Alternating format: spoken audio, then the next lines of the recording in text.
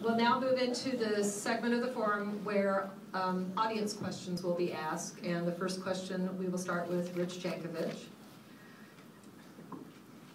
Should public transportation be an essential city service in Manhattan, and how should it be funded?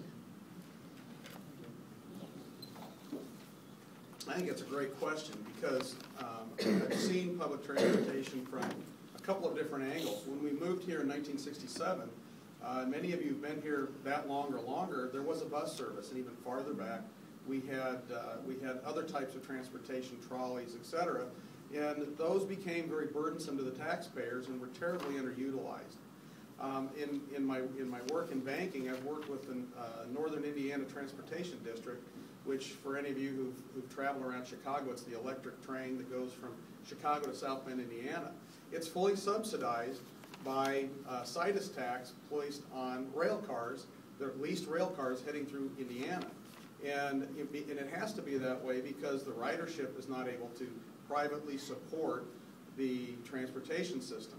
The real question is who is going to benefit the most and how can we assist at that level? We have Addabus today that is beginning to change its mission from very specific transportation needs to a fixed route. And it's going to be essential on us to figure out how to fund that. Part of it is going to have to come from usage.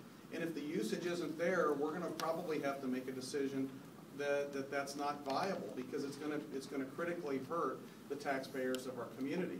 But it's going to have to come from both ridership and probably from general funds at some level. Thank you. Thank you, Mr. Jankovich. Win Butler, same question, please. The concept of public education, this is one of those, again, when I talk about wants and needs. This is one that's right on the line there.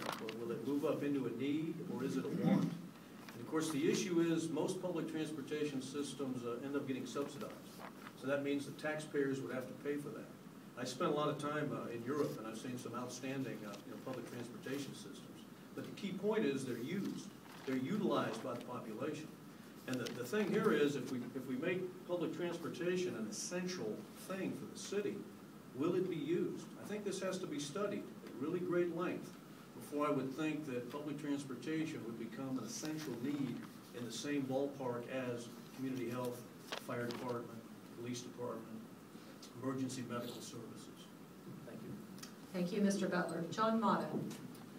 I'd agree with Wynn. I don't consider it an essential city service like fire, police, and things of that nature. And also with what others have said that it would need to be subsidized. I've actually looked at some of the numbers involved in some projections. If we had some in Manhattan, actually a lot of the money is predicted to come from state and federal funds that would actually pay for it. As far as the need, one of the things that happens if you heavily subsidize something is you will create a need and then you will create a dependency. And I think that's one of the things we have to watch for, because if we create it and make it at a very low cost, yes, it will have a high ridership. The thing I worry about is if we have a lot of state and federal money subsidizing it. We all know what's going on at the federal level now where they're trying to do a lot of cutbacks, as well as what's happening on the state level. So if we're to get ourselves involved with a very large projects and be counting on those subsidies, then what happens if those subsidies go away and then it all falls upon the city to pay for that? I think we've got some serious budget issues that we need to address right now, and we really need to tread carefully when we look at something like public transportation, because we have a lot of other things that we have to figure out without having the mill levy just skyrocket on us. Thank you, Mr. Mata. Phil Anderson. Yes, for me on public transportation, I think it's essential for the city. We had it, remember, from 1906 to 1975. It was an essential part of the city services. We have a growing population, an aging population. We have expanded the city in various shopping areas, various parts of the city, over in Potawatomi County with Walmart and the downtown redevelopment. And it seems as though none of that has taken into account the fact that we need public transportation, in part to help reduce congestion. It probably will have to receive some outside funding. There's a lot of federal funding available for that process. But in the planning of Manhattan, I would have liked to see more planning, including public transportation, as well as walking infrastructure, as well as bicycling infrastructure. Keep in mind that the ATA bus service now significantly transports K-State students. We've got 23,000 students. That's another way. My daughter went to KU where they had a bus service. She parked her car and left it there until she came home. It was a very, I would imagine, it was subsidized by the student body, actually.